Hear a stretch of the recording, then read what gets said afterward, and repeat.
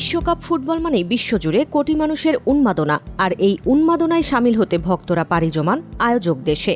আগামী 11 জুন থেকে শুরু হতে যাওয়া বিশ্বকাপ ফুটবলের আয়োজকের তালিকায় রয়েছে যুক্তরাষ্ট্র, কানাডা ও মেক্সিকো। কিন্তু যুক্তরাষ্ট্রে প্রবেশের ক্ষেত্রে ভিসা সংক্রান্ত একটি জটিল শর্ত অনেক ফুটবল ভক্তের মনেই দুশ্চিন্তার কারণ হয়ে দাঁড়িয়েছিল। অবশেষে সেই দুশ্চিন্তা কিছুটা কমল।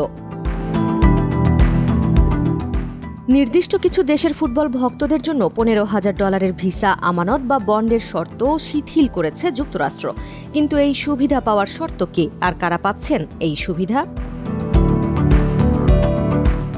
মার্কিন পররাষ্ট্র দপ্তরের ঘোষণা অনুযায়ী এখন থেকে যেসব ভক্তের কাছে বিশ্বকাপের বৈধ ম্যাচ টিকিট রয়েছে তারা এই ভিসা বন্ডের শর্ত থেকে ছাড় পাবেন। মূলত 50টি দেশের নাগরিকদের জন্য চালু করা এই কঠোর ভিসা নীতি ছিল মার্কিন প্রশাসনের অভিবাসন নীতির অংশ। এর মূল উদ্দেশ্য ছিল ভিসার মেয়াদ শেষ হওয়ার পরও যেন কেউ দেশটিতে অবৈধভাবে থেকে না যান তা নিশ্চিত করা। এই দেশগুলোর মধ্যে যে 5টি দেশের ভক্তদের জন্য টিকিট থাকার শর্ত শিথিল করা হয়েছে সেই দেশগুলো হলো Algeria, Cabo Verde, Ivory Coast, Senegal এবং তিউনিসিয়া। এদিকে বন্ডের নিয়ম শিথিল করা দেশগুলোর মধ্যে ইরান ও হাইতির যাত্রীদের ওপর নিষেধাজ্ঞা এখনও বহাল রয়েছে। তবে এসব দেশের খেলোয়াড় ও কোচরা বিশ্বকাপের জন্য যুক্তরাষ্ট্রে প্রবেশের অনুমতি পাবেন।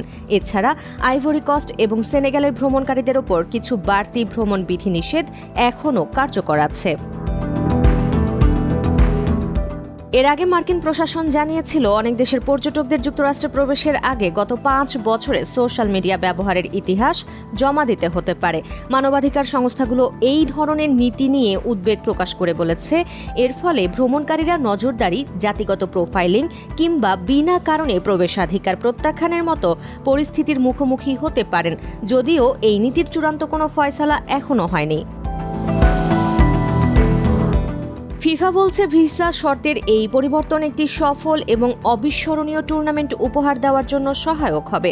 এই পরিবর্তন আনতে পারা হোয়াইট হাউসের সাথে তাদের দীর্ঘদিনের সহযোগিতারই ফল।